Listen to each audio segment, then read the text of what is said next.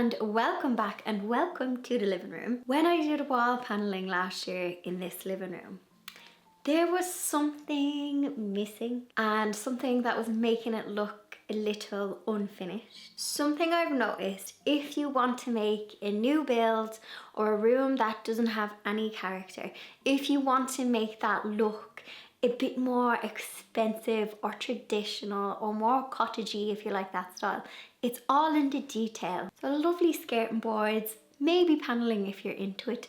But one thing that I think if you just had in a room and nothing else, I think if you just had nice ceiling coving in a room with skirting boards, straight away it's going to look like it has more character. My cats are currently kicking the tripod.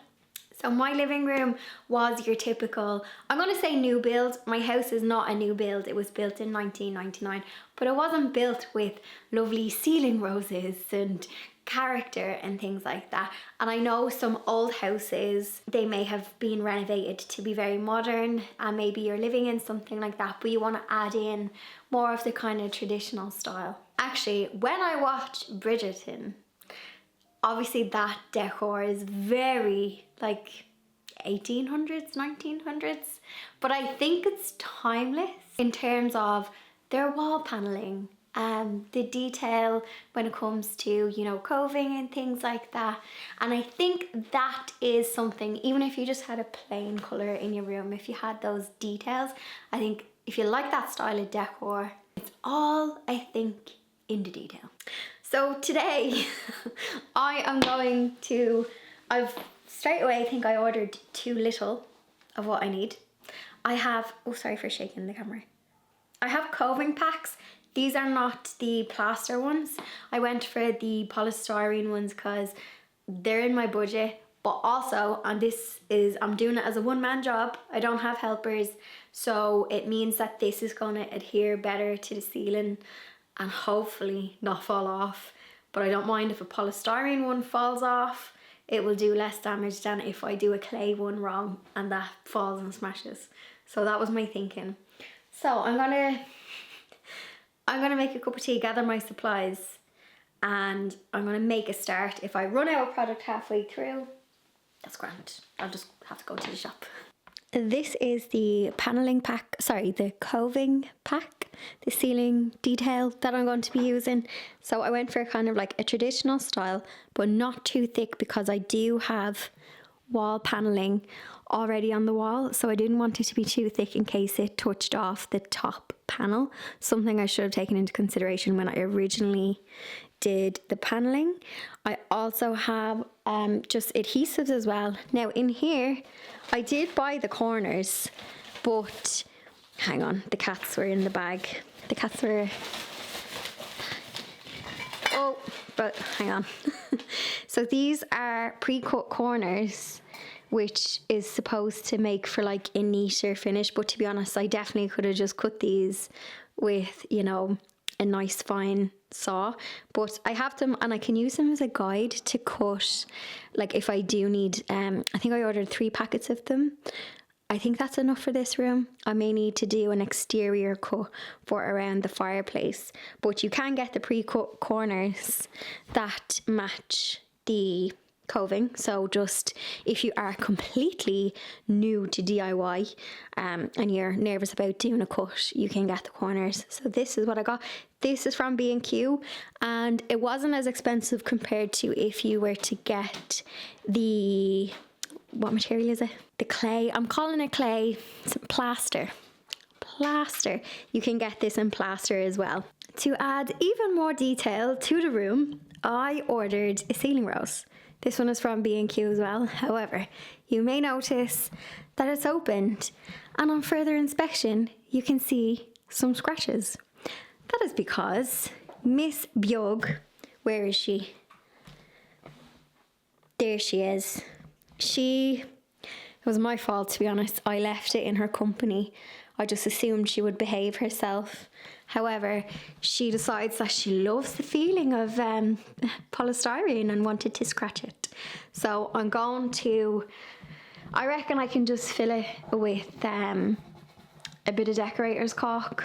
So I'll fill it smooth it. If it looks dreadful, I'll just have to buy a new one because it's going to be on the ceiling and like I don't want it to look shoddy. But yeah, don't let your cats, you can't have anything nice with cats anyway, but don't let them near it because this is what's happened. But I think if I fill it, sand it, it should be fine. And then once it's painted as well, might not be too bad. Before I get into it, I just want to quickly say, if you see, because I just realized that I wore a vest today, you can see a bruise on my back. I had cupping, I had acupuncture. I hurt my shoulder lifting the pots in the last video where I was doing the greenhouse.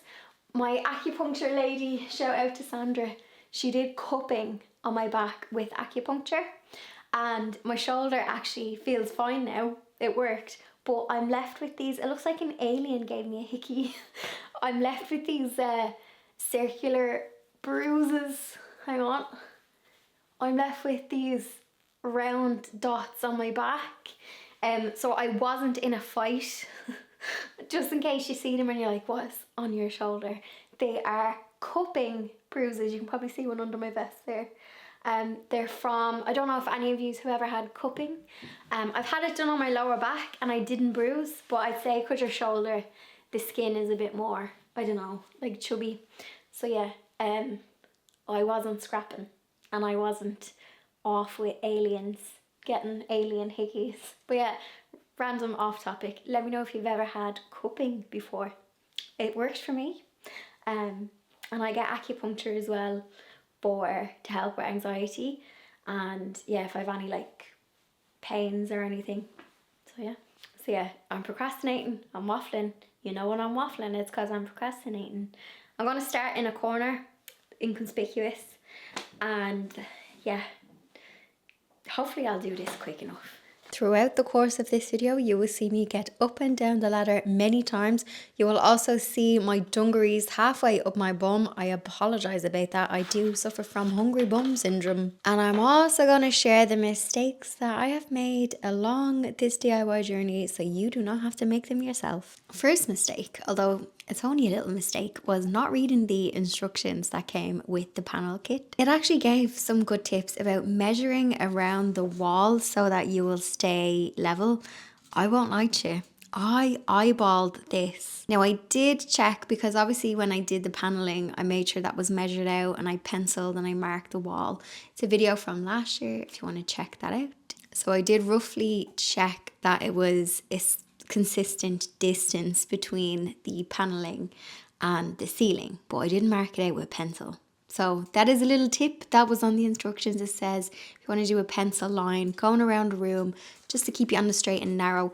This room is relatively straight, although some corners are a little bit off. If you have like an older building or cottage and your walls are a bit wonky, it may be worth measuring it out. But I also sometimes just check by eye because sometimes you can measure something out and then you look at it and it mightn't look right. So do a bit of both.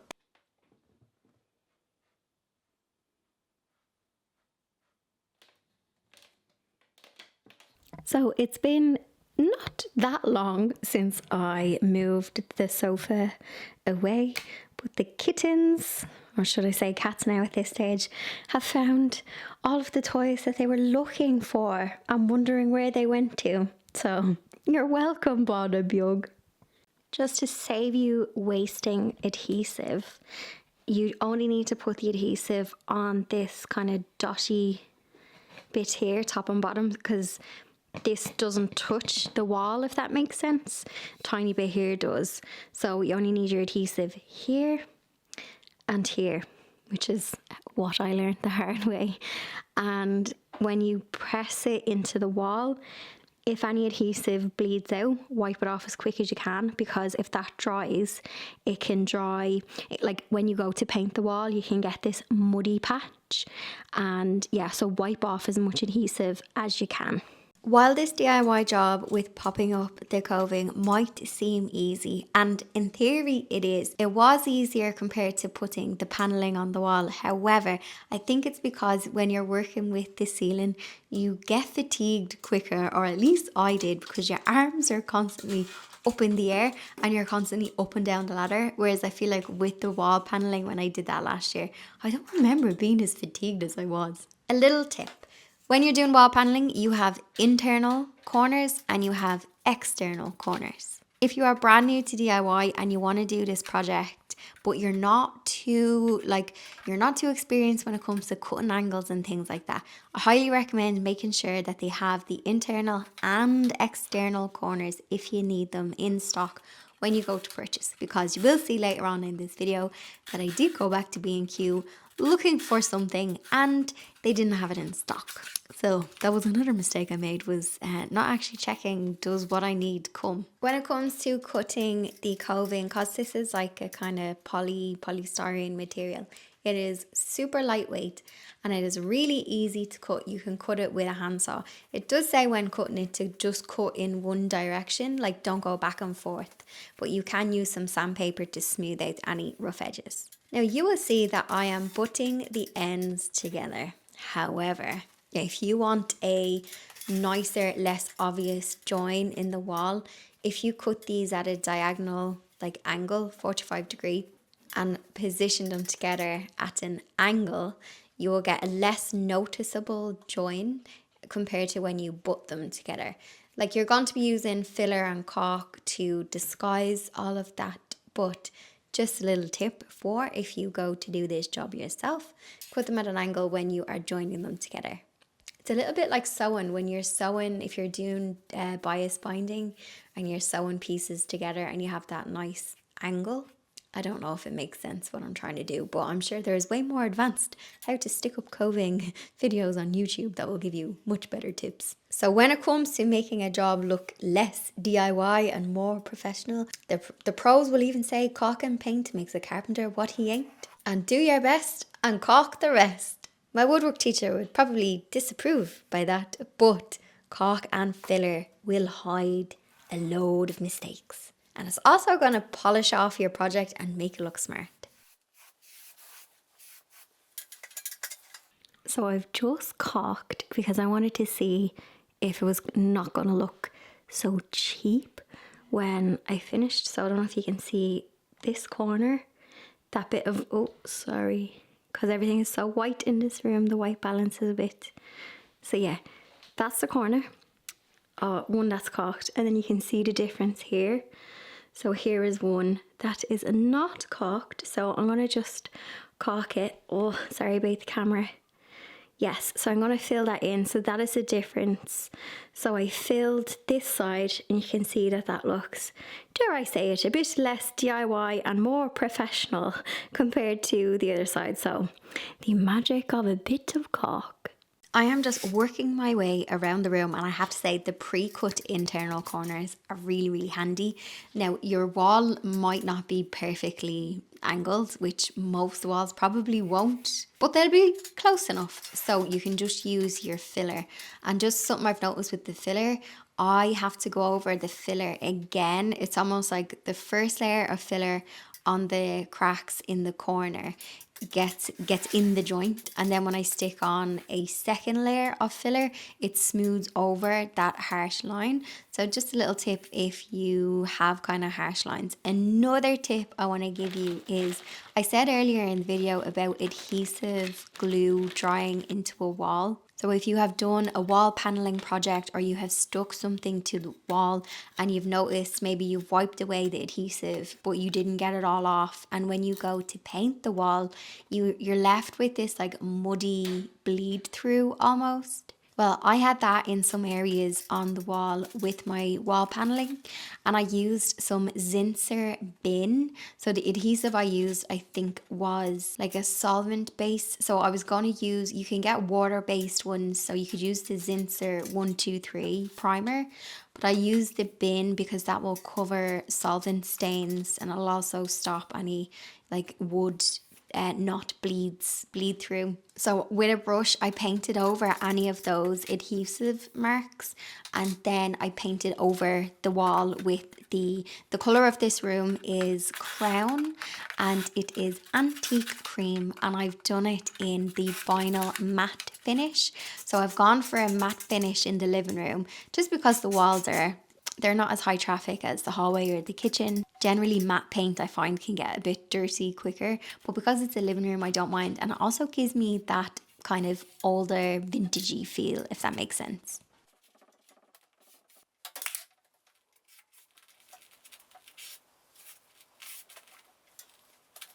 So I have half of the room done.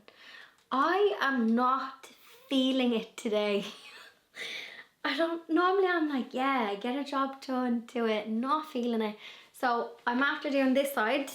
Bad camera angle there, but I just stopped here. But all of that is done and caulked as well. I am going to go and get, I think, a second coffee and paint. So I think I'm going to do, I think the interior designers call it a colour drench, where you paint the whole room the one colour. So I'm thinking, because I want to have a nice ceiling rose, hopefully, up here as well. I think because this room has a lovely warm creamy colour, I think I'm going to continue it onto the ceiling. So instead of like just leaving the ceiling white, I mean I could paint the trim that I have added in the antique white or antique cream colour that's in the rest of the room. But I think I'm gonna do the ceiling cream. Will it be a bit much? Sometimes having a white ceiling can like lift the room. You know what, let's be brave, it's just paint. It's just paint. And I can always paint it back white. But I think colour drenching, yeah. I think that's the term. Anyway, I will go and get paint anyway because I need paint for the trim and second coffee, and then I might even do the other side and then just leave the chimney section for the morning. But anyway, making progress. Look at these two angelic looking cats. You wouldn't think that they have been scratching, pawing, chasing and climbing all over my project, but no, having their little nap in front of the window. So I restocked, got some paint, got an iced coffee because it was quite humid, and then the rain came. So I was like, well, you know what else would I be doing? I find sometimes doing Coving is a bit like doing skirting boards. They're not the most glamorous home DIY projects, but they do make an impact and they are worth doing, but they can be a bit tedious. Definitely a project for popping on a podcast and getting stuck into it. Now, spoiler alert, and maybe you could give me some advice. I didn't paint the ceiling white, which you'll see at the end of the video. I did paint the trim, which again, you'll see in a few minutes. I don't want to spoil the video on you, but I am asking for your advice. I have seen images, and this is where I get a bit conflicted when I see pretty pictures on Instagram or pretty videos on YouTube, but sometimes it doesn't look nice in real life. So I have seen interior pictures where they have, drenched the room all in the one colour. However, I don't have juicy high ceilings, and doing the paneling has made the room look like it's taller, but I'm afraid that if I paint the ceiling in the cream colour, that it's going to make the room feel smaller, like as in coming down on top of me, and I don't really want that feeling. I'm all about having the light, bright, airy house because I have a weird bungalow cottage layout, and I get a lot of the lovely sunshine in the back of the house, and sometimes the room that you're seeing me do now, it can look a bit blue toned and a bit cooler because it only gets sunshine in the morning up until like maybe 11 o'clock, and then all of the sunlight is in the back of the house. And then obviously in winter, something, a little tip as well, when you're picking paint colours, especially in Ireland and the UK, or if you're in kind of like Netherlands, Belgium, that you have similar light conditions to us. So when the clocks change, I don't want to be sitting in this living room in November, December, and it's feeling darker. So I'm thinking I'm going to paint the trim to match the rest of the wall, but that bit of ceiling itself, I think I might leave white to, I don't know, make the room still feel a bit brighter. I'm just afraid if I put that cream shade. I know I'm overthinking this paint. Like I said earlier, it's just paint. However, painting the ceilings, if it was a wall, no problem. But see, painting the ceilings, my arms they be hanging off and you have to cover all of the furniture. It's not as easy as just touching up an L wall. So what's your verdict? Paint the ceiling or leave the ceiling?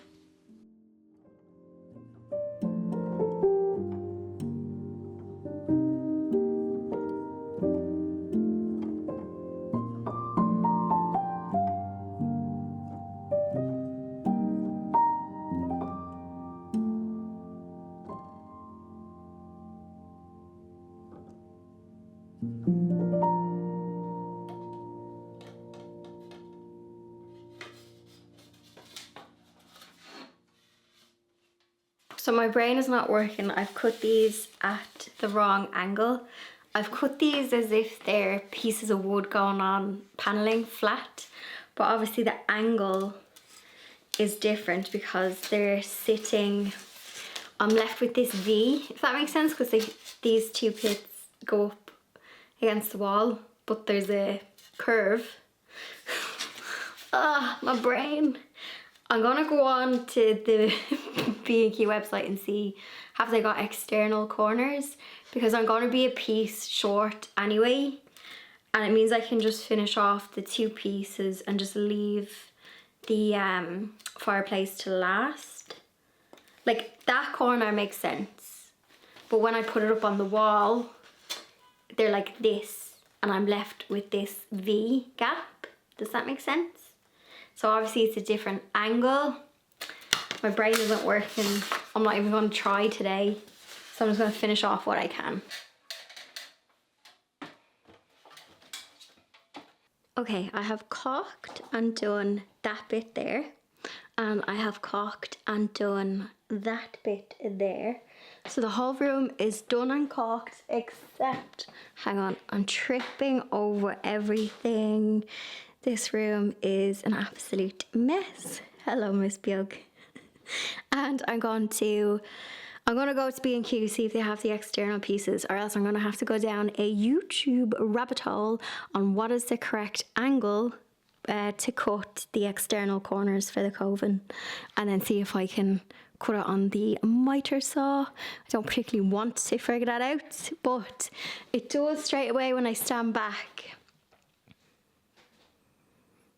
It does polish off the room, even though it's a bit of a tedious job. I'm not going to lie. It's a bit like skirting boards, but I do think it's going to set off the paneling, and I think it will finish the room. Now, do I paint the ceiling or will I leave the ceiling white and just paint the coving? I'm not sure. I'm going to do the ceiling rose as well, but I'll paint the coving the same colour as the wall. But now I'm undecided on the ceiling. I'm also quite fatigued, so it could be I'm just not arsed painting the ceiling. So I don't know whether to do it the same colour in the whole room, or will I freshen up the ceiling and just leave it white with the cream going around. Decisions.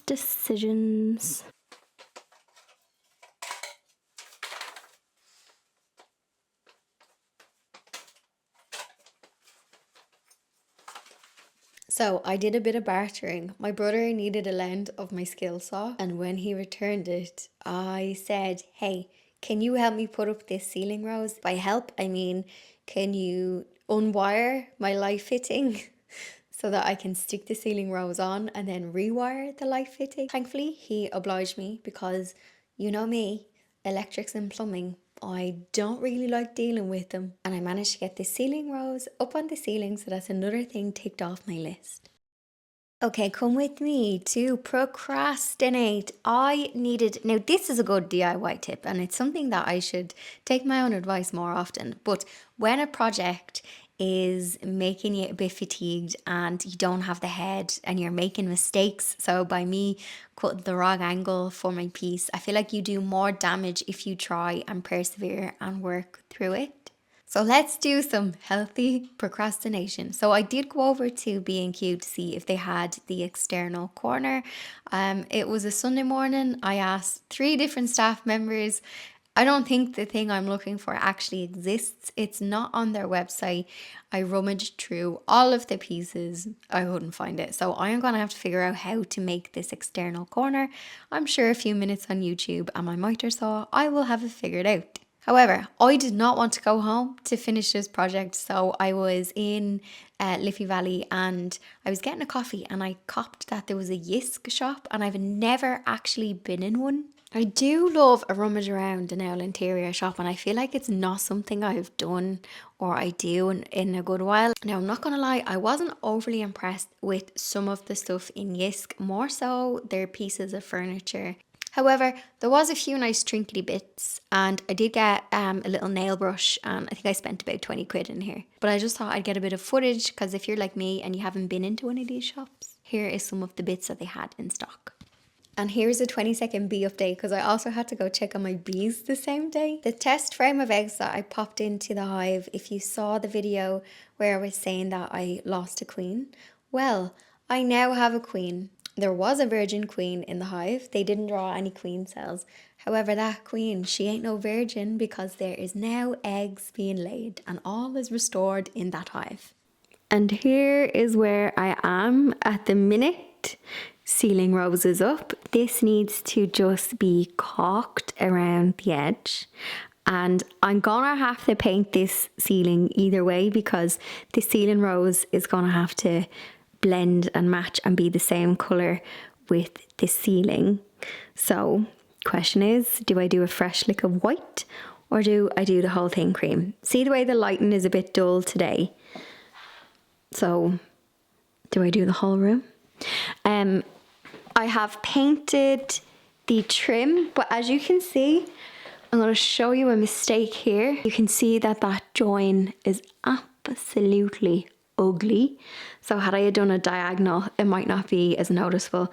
So I need to go over this with filler.